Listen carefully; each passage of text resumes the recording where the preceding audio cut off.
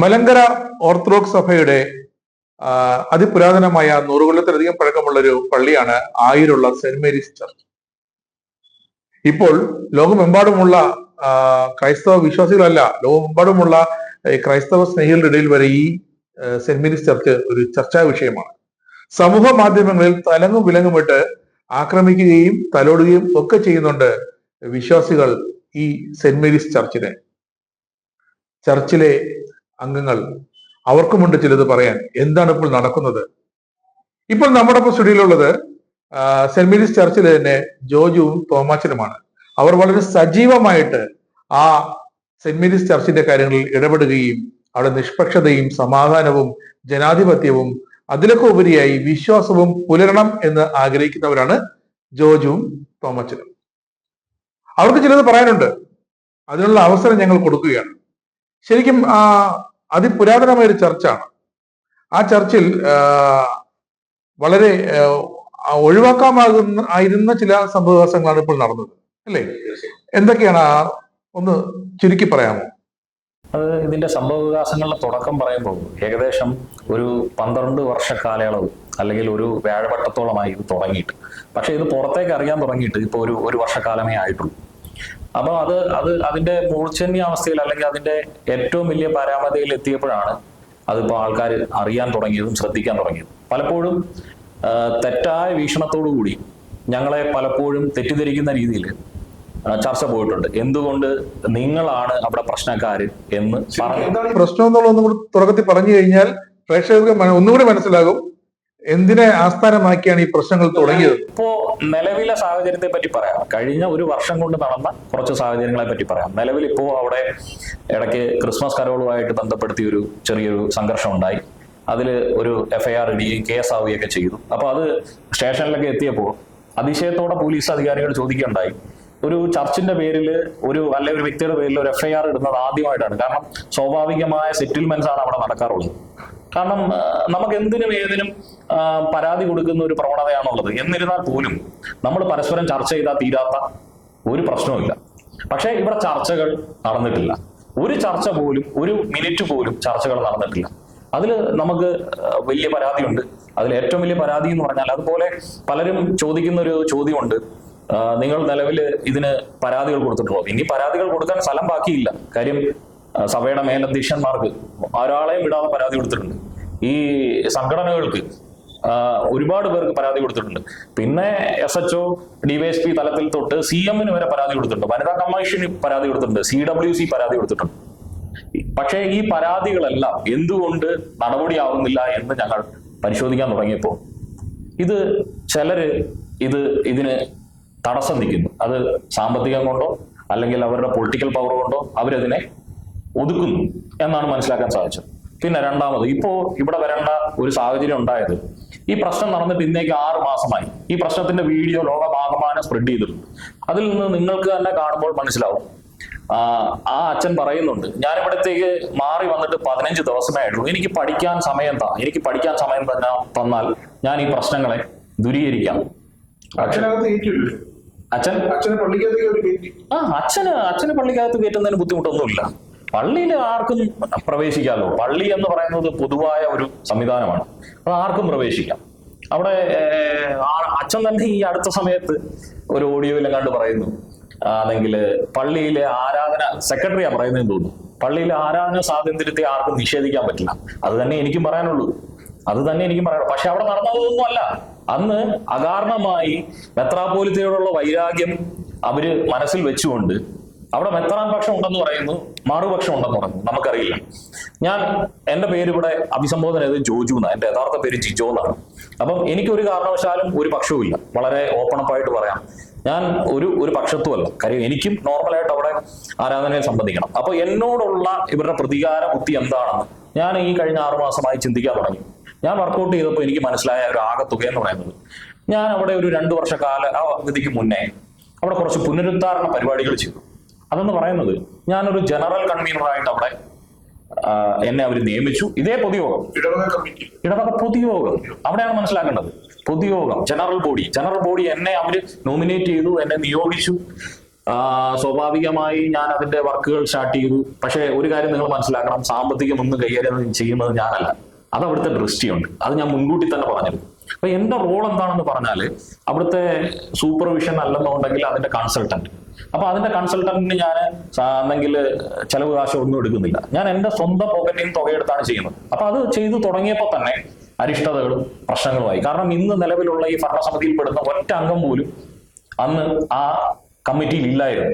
അത് അവരുടെ ഒരു പ്രശ്നമായി. പിന്നെ രണ്ടാമത്, അവര് വിചാരിക്കുന്നതിലും അപ്പുറമായി ഒരു സ്വപ്ന പ്രോജക്റ്റായി അത് ഒരു 100 ദിവസം അകത്ത് പൂർത്തീകരിക്കാൻ പറ്റി. അതും അവർക്കൊരു വലിയ പ്രത്യാഘാതമായി. അതുകൂടാതെ അന്ന് അവിടെ ചില അനിഷ്ട സംഭവങ്ങൾ ഉണ്ടായെന്ന് പറഞ്ഞാൽ അവിടുത്തെ ഫോട്ടോ കൊടുക്കുന്നതുമായി, മാതാവിന്റെ ഒരു ഫോട്ടോ കൊടുക്കുന്നതിനെ സംബന്ധിച്ച് ചില കശപിശകൾ ഉണ്ടായി. അതിലും അവർ എന്നെ ഭാഗവത്താക്കി. അതിനുശേഷം പിന്നീട് അവിടെ ഒരു ശിലാഫലകം സ്ഥാപിക്കുന്നതുമായിട്ട് ബന്ധപ്പെട്ട കുറച്ച് കശപിശകളുണ്ടായി. അപ്പൊ ഇതെല്ലാം ഇവരിങ്ങനെ ക്രൗഡീകരിച്ച് ഡെയിലി എന്തെങ്കിലും പ്രശ്നങ്ങൾ ഇങ്ങനെ സൃഷ്ടിച്ചുകൊണ്ടേയിരിക്കും. അതിന്റെ ഒരു പ്രധാനപ്പെട്ട കാരണം ഞാൻ മനസ്സിലാക്കുന്നത്, അവിടെ ഒരു കറക്റ്റ് ആയിട്ടുള്ള ഒരു കറണ്ട് അക്കൗണ്ടോ കാര്യങ്ങളോ ഒന്നും ഇല്ലായിരുന്നു. കാരണം വൗച്ചറോ കാര്യങ്ങളോ ഒന്നും നിലവിലില്ലായിരുന്നു. എങ്ങനെയൊക്കെയോ കാര്യങ്ങൾ നടന്നു പോകുന്നു എന്നല്ലാതെ ആ പള്ളിയെ സംബന്ധിച്ച് പറയുകയാണെങ്കിൽ, ഞങ്ങൾ കഴിഞ്ഞ ഒരു 3 വർഷം മുമ്പ് പരിശോധിച്ചപ്പോൾ ആ പള്ളിയുടെ അക്കൗണ്ട് പോലും തെറ്റായ പേരിലാണ് കിടന്നിരുന്നത്. അവസാനം ഞങ്ങൾ ഇതെല്ലാം ഏകീകരിച്ച് ഒരു കറണ്ട് അക്കൗണ്ട് ഉണ്ടാക്കുകയും ആ പള്ളിക്ക് വ്യക്തമായ ഒരു പാസ്ബുക്ക് ഉണ്ടാക്കുകയും ആ പള്ളിക്ക് വേണ്ടുന്നതായ തുകകളും അല്ലെ നിശ്ചിതപ്പെട്ട തുകകളെല്ലാം ബാങ്ക് ത്രൂ അല്ലെന്നുണ്ടെങ്കിൽ നമുക്ക് അതുപോലുള്ള അക്കൗണ്ട് ത്രൂ സെറ്റപ്പുകളാക്കി. അത് പലരെയും ചൊടിപ്പിച്ചു. കാര്യം കമ്മീഷനുകൾ കിട്ടാതെ പോയി, അവർക്ക് കൈയിട്ട് വരാൻ പറ്റിയില്ല. അപ്പൊ അതിനെ പ്രതിരോധിക്കാൻ അവരെന്ത് ചെയ്തു? അവര് ഞങ്ങളെ കുറ്റപ്പെടുത്തിക്കൊണ്ടിരുന്നു. അതിന്റെ ഭാഗമായിട്ട് ഇപ്പൊ പ്രശ്നങ്ങൾ നടക്കുകയാണ്. എവിടെയും പ്രശ്നം സാമ്പത്തികമാണല്ലോ.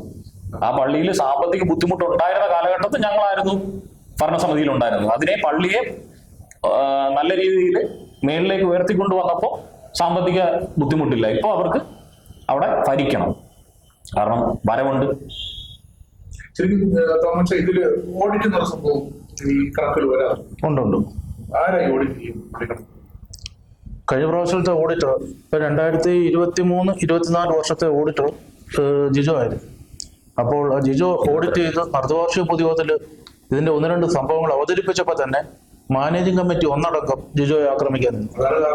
അതൊരു കാരണം. കണക്ക് ചോദിക്കാൻ പാടില്ല. കാരണം അതിനകത്ത് 1-2 അപാകതകൾ ജിജോ അവിടെ ചൂണ്ടിക്കാണിച്ചു. അത് തുടങ്ങിയപ്പോൾ തന്നെ ഞങ്ങളുടെ ഒരു ഇത് വെച്ച് പൊതുയോഗങ്ങളിൽ മാനേജിംഗ് കമ്മിറ്റി അംഗങ്ങൾക്ക് സംസാരിക്കാനുള്ള പവറുണ്ട്. കാരണം അതിന്റെ മറുപടി, പൊതുയോഗം ചോദിക്കുന്നതിന്റെ മറുപടിയാണ് ഈ മാനേജിംഗ് കമ്മിറ്റി ഞങ്ങൾ പറയേണ്ടത്.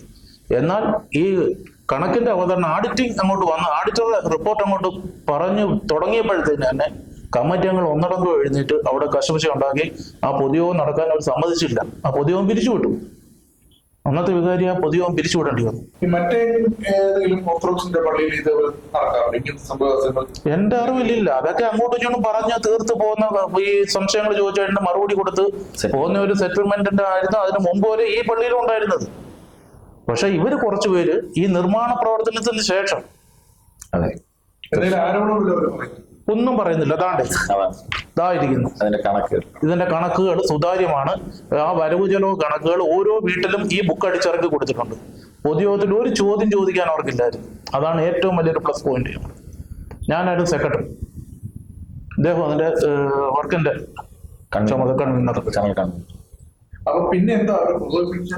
ഈ നിർമ്മാണം പൂർത്തിയായി മനോഹരമാക്കി തീർത്തു. ഇത് ഒരിക്കലും ഒരു പ്രതീക്ഷിച്ചില്ല. ഇവരെല്ലാ ഭവനങ്ങളിലും പോയി പറഞ്ഞു പൈസ കൊടുക്കരുത്.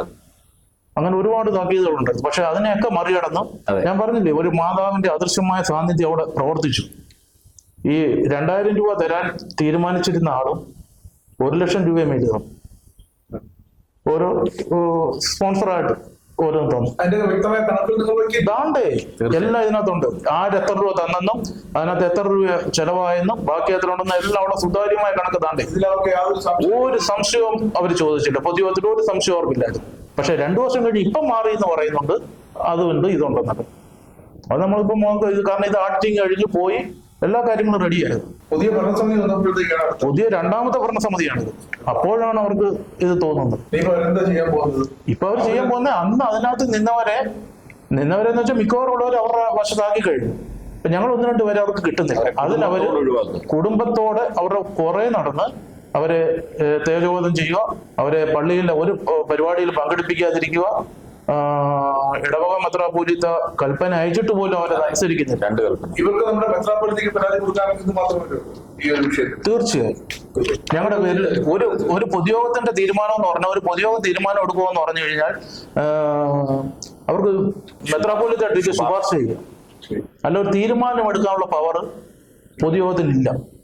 അന്തിമ വിധി എന്ന് പറയുന്നത്, തീരുമാനം എന്ന് പറയുന്നത് ഇടവ മെത്രാപ്പോലീത്ത. അപ്പൊ ഇടവ മെത്രാപ്പോലീത്ത ഈ ഒരു പ്രശ്നത്തിന്റെ പേരിൽ 2 കൽപ്പന അവർക്ക് അയച്ചു. അപ്പൊ ഞാൻ ഒരു പരാതി കൊടുത്തിട്ട് അതിന്റെ പേരിൽ എനിക്ക് ഒരു കൽപ്പന വന്നു എന്ന് വെച്ചാൽ ഇവരുടെ ഒരു കുടുംബത്തെ പുറത്താക്കിക്കൊണ്ട്. ഈ അന്തിമ തീരുമാനം എന്ന് പുള്ളി ഉദ്ദേശിച്ചത് നിർണായക ഘട്ടങ്ങളിലാണ്. നിർണായക ഘട്ടങ്ങളിൽ, അതായത് ഒരു വ്യക്തിയെ അവിടുന്ന് നീക്കം ചെയ്യുന്നതോ അല്ലെങ്കിൽ അങ്ങനെയൊക്കെയുള്ള ഈ കോൺട്രവേഴ്സി വിഷയങ്ങൾ വരത്തില്ല, അന്നേരമാണ് ഈ പറയപ്പെടുന്ന ഇതുള്ളത്. അല്ലാതെ കുടുംബത്തെ എങ്ങനെ പുറത്താക്കാൻ പറ്റും? ഇടവകയിൽ നിന്ന് പുറത്താക്കിയിരിക്കുന്നു എന്ന് അവര് തന്നെ തീരുമാനിച്ചു. തീരുമാനിച്ചു. അപ്പോൾ ഇടവ മെത്രാപ്പോലീത്ത അതിന് കൽപ്പന തന്നു.